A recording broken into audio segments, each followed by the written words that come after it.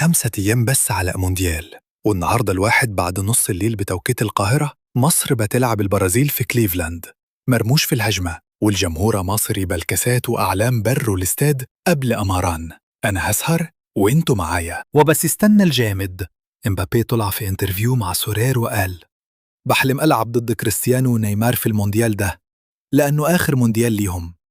يا نهار، ده مش تصريح، ده شهادة وفاة لجيل كامل. وفي خبر بيوجع، خوليو إنسيسو نجم باراغواي خرج على عربية وهو بيعيط في الودية ضد نيكاراغوا.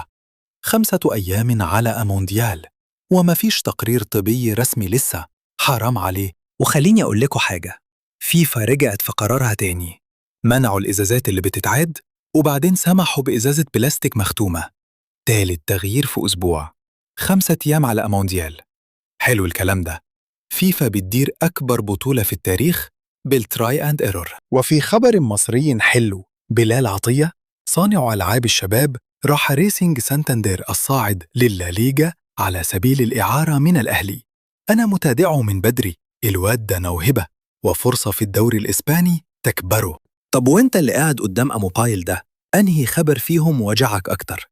كلام إمبابي ولا دموع إنسيسو ولا لخبطة فيفا؟ سيبها لي تحت، أنا هرجع لكم تاني بعد 6 ساعات.